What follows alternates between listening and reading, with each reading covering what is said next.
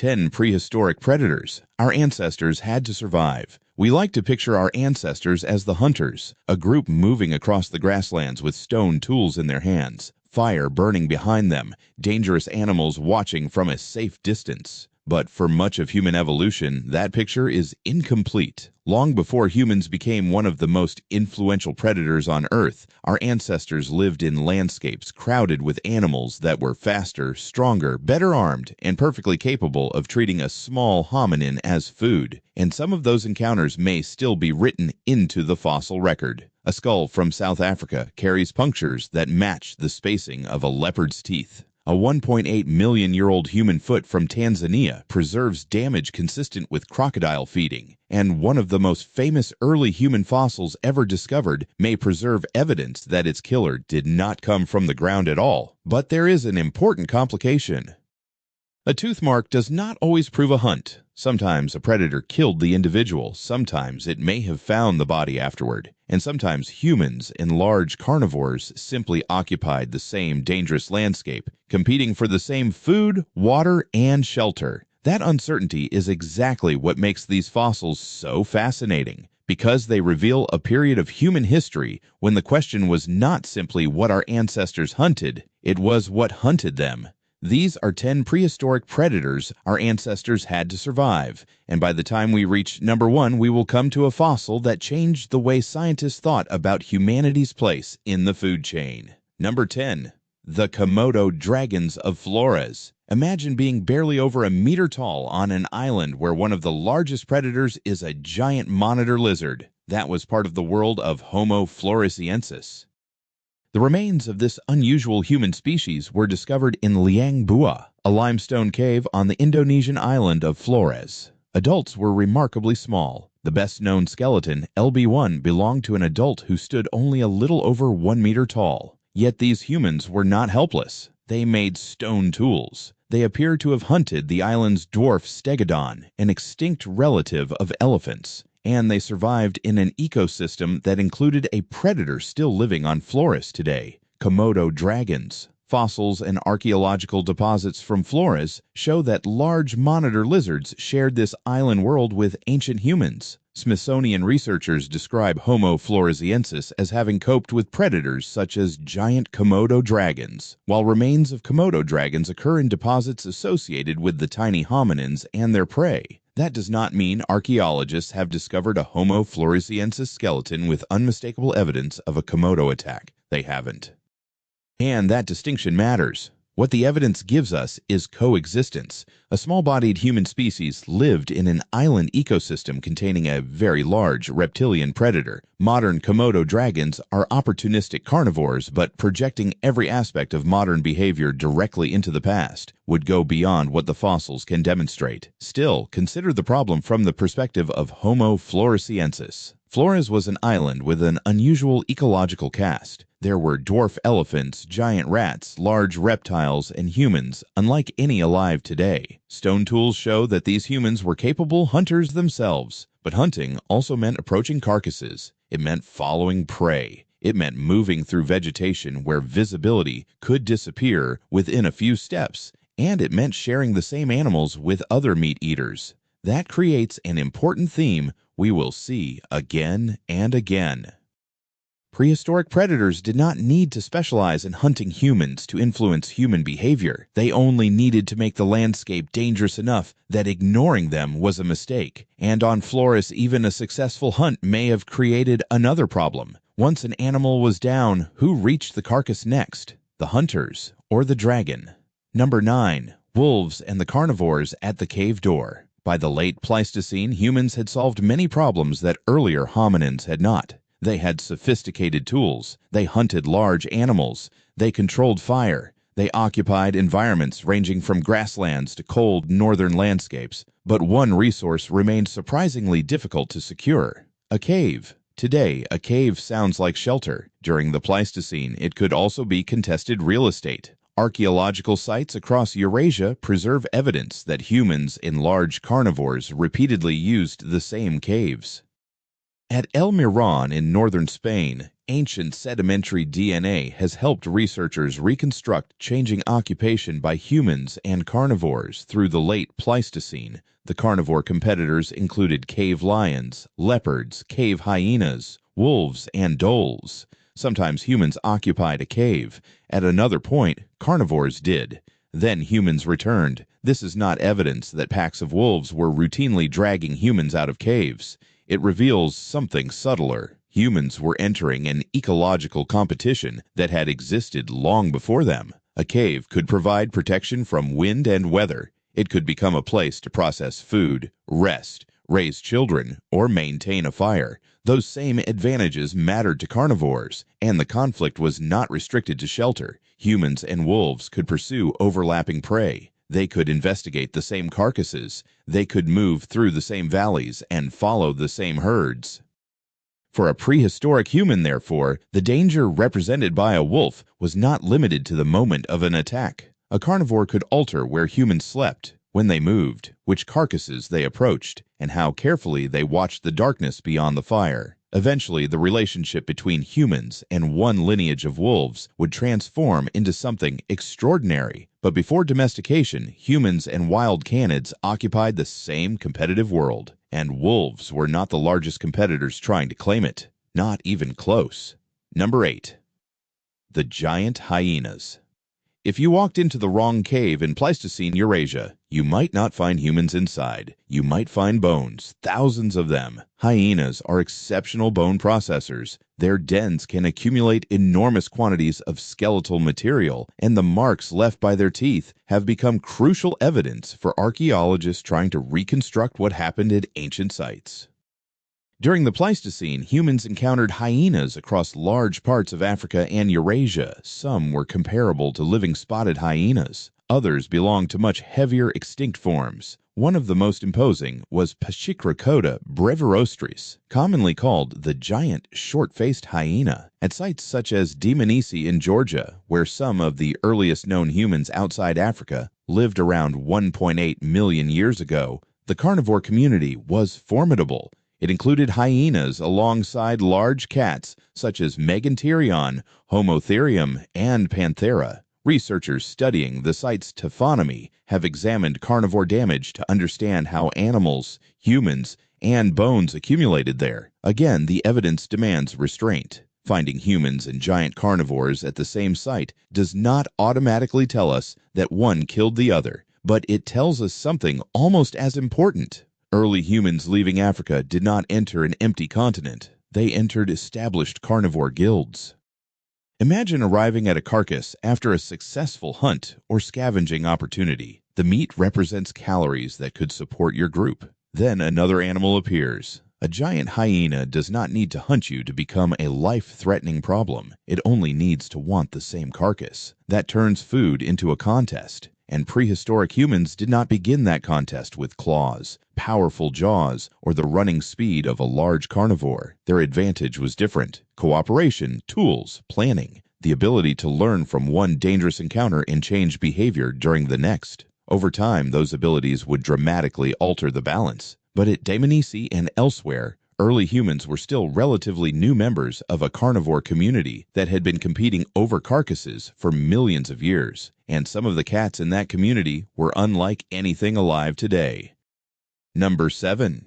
The saber-toothed cats. There is a popular image of prehistoric humans fighting saber-toothed cats. It is almost too perfect. A human with a spear, a cat with enormous canine teeth. Two icons of the Ice Age facing each other. The real story is more complicated. Multiple saber-toothed cat lineages overlapped in time and space with hominins. Among them were Meganterion and Homo, predators built very differently from modern lions and leopards. Their presence alongside early humans matters because humans were entering landscapes already dominated by specialized large carnivores. At Dmanisi, both Meganterion and Homo occur within the broader carnivore community associated with the early human site. But association is not a kill scene frozen in stone. We do not have enough evidence to claim that every saber-toothed species routinely hunted hominins. In fact, attempts to reconstruct their diets remind us how dangerous simple assumptions can be.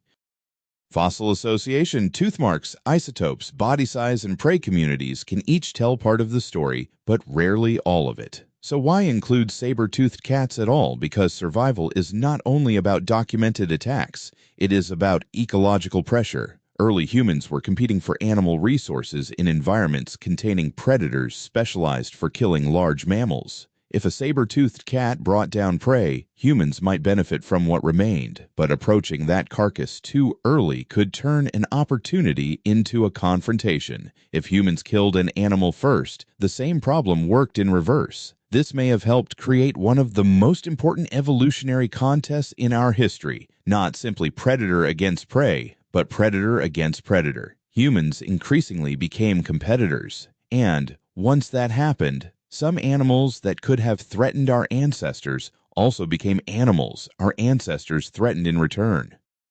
We can see that reversal especially clearly with our next predator. Number 6. Cave lions. A cave lion was not simply a modern lion dropped into Ice Age Europe. Cave lions, generally classified as Panthera spelaea, were enormous felids distributed across much of northern Eurasia and Beringia. Genetic and fossil research supports their distinction from living lions, and they occupied the role of apex predators across the mammoth steppe world. Humans and cave lions wanted many of the same things: large herbivores, useful territory, and sometimes caves. For a long time, however, direct evidence showing exactly how Neanderthals interacted with these cats remained scarce. Then researchers re-examined a roughly 48,000-year-old cave lion skeleton from Siegsdorf, Germany. One rib contained a puncture. Analysis indicated that the injury was consistent with a wooden thrusting spear entering the animal while it was alive. The implication was remarkable.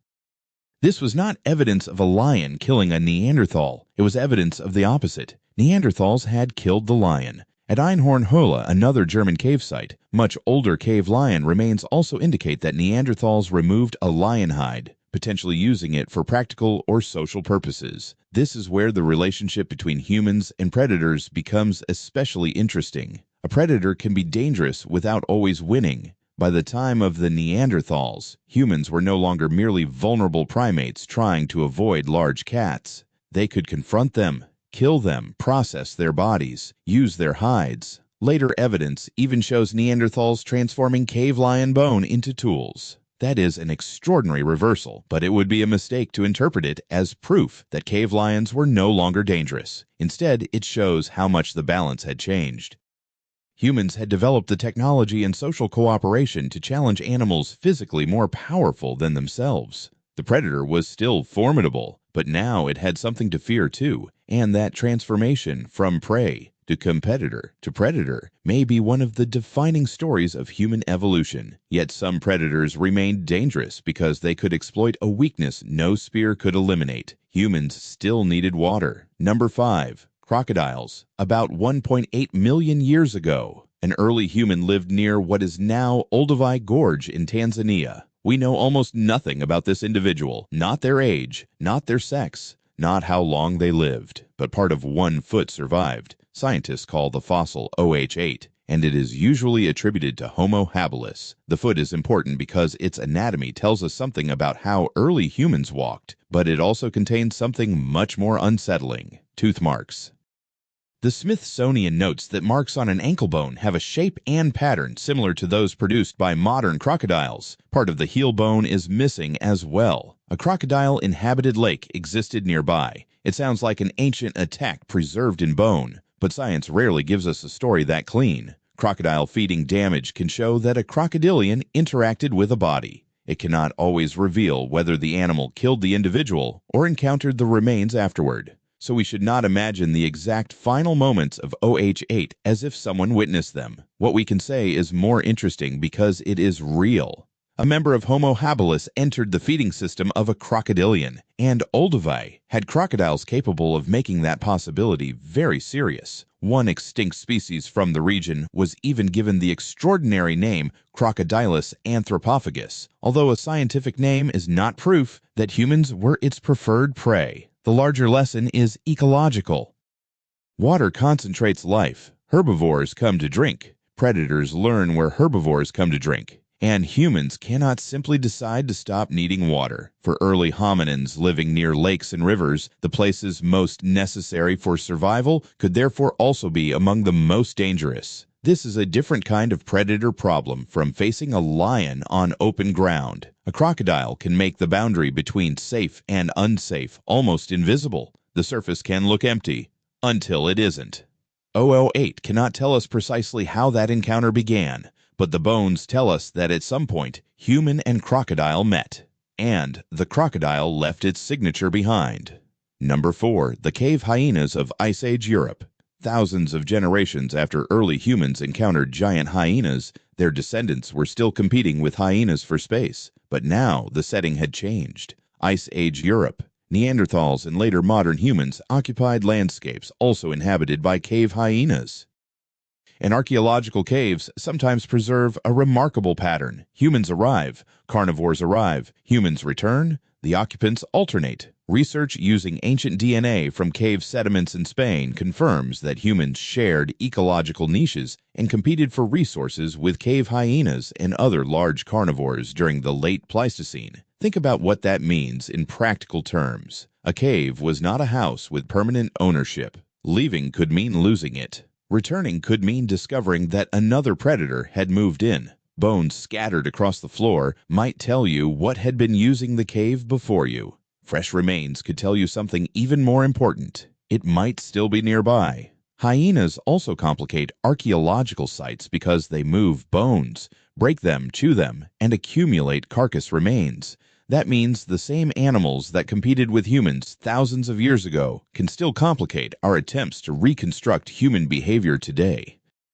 A damaged bone may have been modified by a human tool, or a carnivore tooth, or both at different times. Archaeologists have to separate those signatures, and when they succeed, ancient caves stop looking like static homes. They become contested landscapes. Humans did not simply conquer them once, they negotiated access again and again with other predators. But in Africa, one cat left evidence far more personal than a contested cave floor. It left 2 punctures in a hominin skull. Number 3. Leopards. In 1949, researchers recovered part of a small hominin skull from Swartkrans cave in South Africa. It became known as SK54. 2 punctures marked the cranium. The spacing mattered, the size mattered, and so did a leopard fossil found from the same deposit. The punctures corresponded remarkably well with leopard canine spacing. For decades, SK54 played an important role in one of paleoanthropology's most influential ideas. Perhaps some early hominins were frequently prey, while members of our own genus, Homo, were becoming technologically sophisticated enough to escape that role. There was just one problem. Scientists may have been wrong about who SK54 was. The skull had traditionally been assigned to Paranthropus robustus, but a 2024 reassessment found that its anatomy showed closer affinities to early Homo, plausibly Homo erectus in the broad sense, although the fragmentary fossil prevents a definitive species assignment. That changes the story. Because the predator evidence did not disappear, the leopard punctures remained. What changed was the prey. If the reassessment is correct, this was not evidence that some other branch of the human family remained vulnerable while Homo escaped predation. Homo itself was prey. The researchers titled their paper with 3 words: "We the hunted." And that idea cuts directly through the heroic image we often project onto our ancestors. Bigger brains did not make teeth harmless. Stone tools did not make ambush impossible. Walking upright did not mean controlling the landscape. Leopards are especially important because ambush predators exploit moments rather than prolonged contests. The victim does not need to lose a battle. It only needs to fail to detect the predator soon enough. SK54 preserves one of the clearest fossil windows into that vulnerability. 2 punctures, a predator's canines, and possibly an early member of our own genus on the receiving end. But even that was not the strangest direction from which danger could arrive, because sometimes the predator was above them. Number 2. The eagle that hunted primates. The discovery of the Taung Child in South Africa became one of the defining moments in the history of paleoanthropology. The fossil belonged to a young Australopithecus africanus. It lived roughly 2 million years ago, and its anatomy helped transform the debate over where and how the human lineage evolved. But there was another mystery hidden in the fossil. How did the child die? For years, researchers considered mammalian carnivores. That made intuitive sense. Large cats were obvious candidates. Then scientists began studying something that initially seemed almost unrelated: the remains of monkeys killed by modern crowned eagles. Large African eagles can prey on primates, and when researchers examined the damage left on monkey skulls, patterns began to emerge: scratches, damage around the eye sockets, breakage patterns. Then they looked again at Taung. The similarities were difficult to ignore. A 2007 study compared the Taung Child skull with primates killed and consumed by crowned eagles in Côte d'Ivoire's Thai forest. Researchers reported similar scratch marks across several regions of the skull and argued that the combined taphonomic evidence strengthened the case for a large bird of prey being responsible for the child's death. Think about how dramatically that changes the prehistoric landscape. When we imagine predators threatening early hominins, we naturally scan the grass: cats, hyenas, crocodiles near water. But a small juvenile also had another direction to watch: up. This does not mean enormous eagles were constantly carrying away early humans, nor does it mean adults were equally vulnerable. The Taung Child was young and small. That matters. Predators select opportunities, and juveniles can occupy a very different risk category from adults. That possibility has implications beyond one fossil. If large raptors were capable of taking young hominins, then trees were not automatically safe. Open ground was not automatically safe. Being close to adults may have mattered enormously. Group vigilance may have mattered. Where children moved may have mattered. Suddenly, predation becomes not just a cause of death. It becomes a possible force shaping behavior. And the Taung Child offers something extraordinarily rare: a famous fossil that may preserve evidence not only of an ancient human relative, but of the predator that ended its life. Yet there is one predator still missing. The one that followed our lineage for millions of years. The one whose threat appears again and again across changing continents. And the one whose relationship with humans eventually reversed so completely that we almost forget how vulnerable our ancestors once were. Number 1. The big cats that made humans prey. There is no single fossil species that deserves number 1 more than every other predator on this list. Instead, number 1 is a relationship: humans and big cats, because this relationship stretches across an enormous part of our evolutionary story. At early African sites, hominins lived among powerful felids. At Swartkrans, a leopard apparently left its canines in the story of SK-54. As humans spread into Eurasia, they entered ecosystems occupied by Megantherion, Homo panthera, and eventually the enormous cave lions of the Ice Age. At Dmanisi, early humans lived in a carnivore-rich environment containing several of these large cats. Hundreds of thousands of years later, humans were no longer simply another vulnerable primate in that system. Neanderthals could kill cave lions. They could skin them. They could turn their bones into tools. That transition is extraordinary, but it did not happen in a single moment. There was no morning when humans suddenly woke up at the top of the food chain. Instead, our ancestors accumulated advantages: sharper tools, better coordination, more effective communication, fire, knowledge passed between generations. The ability to cooperate with several individuals against an animal far stronger than any one human. Predators may even have helped sharpen those advantages, not because evolution had a goal, but because living in a dangerous world rewards behaviors that keep individuals alive long enough to reproduce. Pay attention, stay close to others, recognize tracks, understand animal behavior, remember dangerous places, protect the young, coordinate, learn, and teach. The fossil record cannot tell us exactly how much predation contributed to the evolution of each of those behaviors. We should be careful not to turn a compelling idea into a proven explanation, but the fossils do establish something more basic. Predation was real. The Taung Child may preserve the signature of a raptor. SK-54 preserves evidence consistent with leopard predation. OH-8 carries marks consistent with crocodilian feeding. And archaeological landscapes repeatedly show humans occupying worlds crowded with carnivores competing for the same resources. That changes the way we should picture human evolution. Our ancestors were hunters, but they were also scavengers, competitors, opportunists, and sometimes prey. The extraordinary part is not that prehistoric predators could kill them. The extraordinary part is what happened afterward. Over millions of years, a relatively slow primate with no claws, modest teeth, and no natural armor became capable of confronting animals physically superior to itself. Not by becoming stronger than a lion, but by becoming something a lion could never become. A predator whose greatest weapon was shared knowledge. So when we look at the punctures in an ancient skull, or the tooth marks preserved on a fossil foot, we are seeing more than evidence of a dangerous encounter. We are seeing the world that helped shape us. A world in which survival was never guaranteed. A world in which humans were not automatically at the top. And a world where sometimes the eyes watching our ancestors from the darkness were not afraid of them at all.